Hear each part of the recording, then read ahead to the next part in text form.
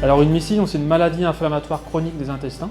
Ça s'appelle aussi IBD en fait en anglais, donc Inflammatory Bowel Disease. Et donc comme son nom l'indique, c'est une inflammation des intestins qui se manifeste par un épaississement des intestins qui est dû à des cellules inflammatoires qui viennent dans les intestins et créer donc une malabsorption, des signes de colique et de la diarrhée. C'est ça les principaux signes. Le diagnostic se fait donc soit par échographie, où on voit effectivement l'intestin qui est plus épaissi qu'à la normale, ou par histologie. Donc si on arrive à faire des biopsies intestinales, c'est un moyen de diagnostic où on voit effectivement cette inflammation chronique. C'est l'équivalent de la maladie de Crohn, en fait, du côlon irritable.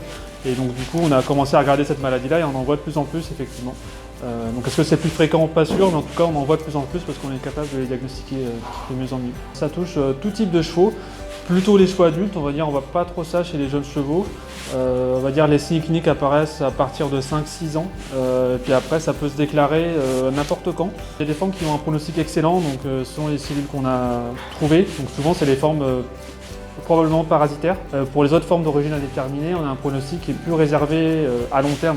Pour l'instant, on a fait une première étude rétrospective pour déterminer justement le pronostic en fonction des types de maladies qu'on avait diagnostiquées. Et donc la deuxième étape maintenant, c'est d'améliorer le diagnostic parce que on diagnostique peut-être un peu trop de chevaux.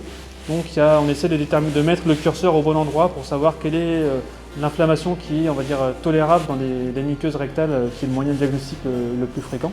Le problème étant, c'est qu'il y a sûrement des faux positifs, donc il y a sûrement des chevaux qui rentrent dans la case donc IBD ou MICI, mais qui n'en sont peut-être pas. Et voilà, donc on essaie d'améliorer notre diagnostic. Donc quel est le traitement de cette maladie-là? Elle repose principalement sur des anti-inflammatoires stéroïdiens.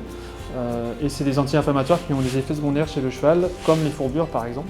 Donc c'est vrai que si on diagnostique un cheval à tort, entre guillemets, qu'on traite, on peut prendre des risques d'induire une fourbure sur un cheval qui n'aurait pas eu besoin forcément de ce traitement. On a aussi quand même pas mal d'expérience sur des changements alimentaires sur certains chevaux qui répondent très bien en fait. Donc si ils sont plutôt dans la case intolérance alimentaire, donc par exemple certains granulés, certaines céréales qui vont créer une inflammation. Il y a beaucoup de chevaux qui mangent de la nourriture industrielle. Donc s'ils sont pris en charge plus tôt, on peut sûrement on va dire changer le cours des choses à l'avenir. Et le traitement anti-inflammatoire, la plupart du temps, quand ça se passe bien, il est ponctuel. Donc on fait une cure de 2-3 semaines et si ça se passe bien, on n'en a plus besoin. Et après, dans les cas sévères, en fait, ils sont obligés de continuer le traitement à long terme. Ce qui implique des coûts et des effets secondaires assez importants.